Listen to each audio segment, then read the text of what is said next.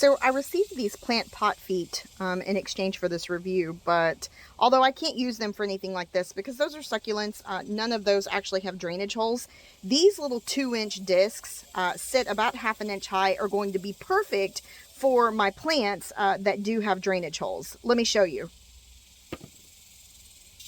So as you can see, this pot here sits directly on the concrete. And so when the water actually goes ahead and it drains from the drainage hole down at the bottom, it will not actually drain properly. You can see kind of where it's been sitting there in the concrete.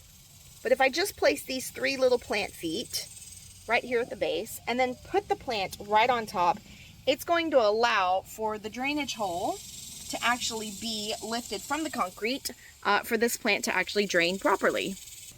Now, this blue pot stands about 8 inches tall and it's about 8 inches wide. And I would consider this about 1.5 gallons.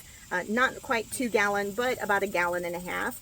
And so we're going to go ahead and actually put it on this larger pot, which this pot here is going to be a 3-gallon pot.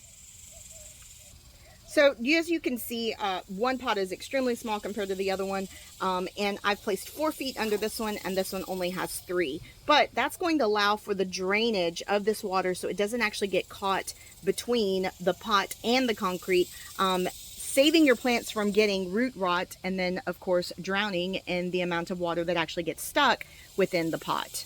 Thanks guys for watching. I hope you felt this review was helpful, and if it was, please hit that thumb below so other people will know to watch this video. Y'all have a great day.